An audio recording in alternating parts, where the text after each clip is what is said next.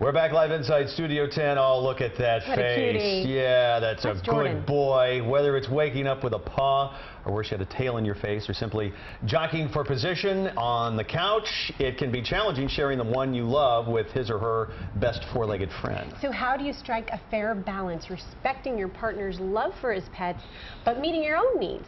And our next guest has been through this. He's an owner of 4 dogs and creator of You Must Love Dogs Dating, the website. Kris Rotonda joins us. Thanks for being here. Thank you for having me. So you obviously love dogs. I do. And you have 4, as I mentioned, and your girlfriend.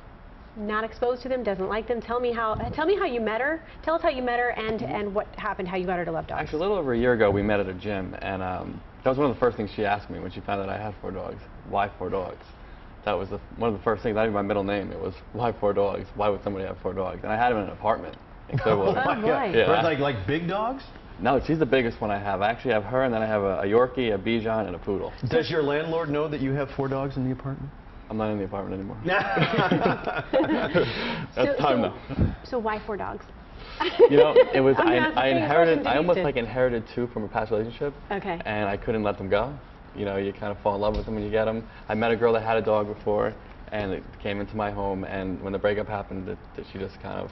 So we're establishing you are a major, major dog lover. Yes. So how do you get past the jealousy issue? Because I've known couples where that has been an issue, where one of the spouses has paid more attention to the dog than to their significant other. Mm-hmm. How do you get past that if that's an issue?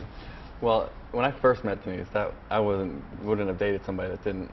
Not that she didn't like them, she just said she chose to not have them. Mm-hmm. And she hadn't really been exposed to them, No, not at all. So her parents didn't have them, nobody had them really around her. So I wasn't looking to date her. So as we were best friends for a year. And as time went on, she just kind of fell in love with them. And now it's been a growing relationship. How did you find the common ground? I guess the common ground started with the more time we spent together, the more she was just exposed to them. And the more you get exposed to them, and the more you see the passion between both of us, it was easy to fall in love with. So there's the happy family. So Denise got to know the dogs, basically saw your appreciation for them, and that's how it works. So what advice do you have for couples or would-be couples? They're interested in each other, but they're not compatible in this regard. What steps do they need to take? I guess look at it from a different perspective.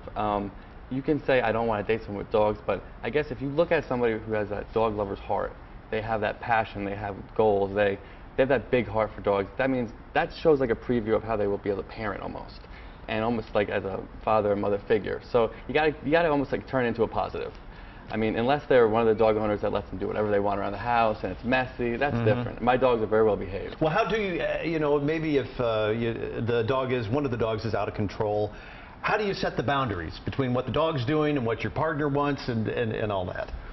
I guess for me, I introduced them so well to Denise, and she got to see, because I do have a Yorkie that is very rambunctious and she is loud, and I guess the common ground between the two is, you know, take care of the dog. Right. I'll stay on this side.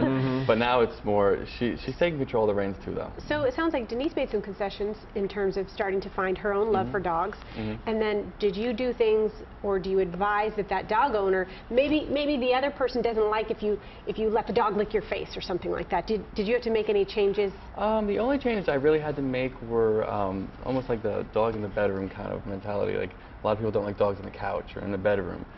That was a transition for me because I've always had my dog in the bedroom. So with her coming around, she didn't like that. So you have to know what you want. If you just want to be a dog lover, be a dog lover. We got more tips on your website. Tell us about that.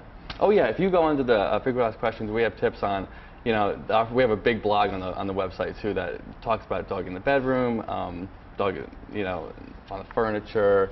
You know, even dogs just eating human food. Hey, let me ask you this: when the dog misbehaves, is it okay for Denise to reprimand the dog if you're not there, or how do you feel about her reprimanding, quote unquote, your dogs? Well, again, that's a compromise on my side too. You know, she's got to come into a house where there are dogs, and she has different ways of reprimanding than I do. Sure. So I have to be able to compromise with her, and she does reprimand them pretty well, you know. she knows how to do it now. She knows how to do it. She's a tough woman. Very good. YouMustLoveDogsDating.com. Thank you very much for being here, Kris. Yep. Thank you for having me. Jordan. All right, buddy.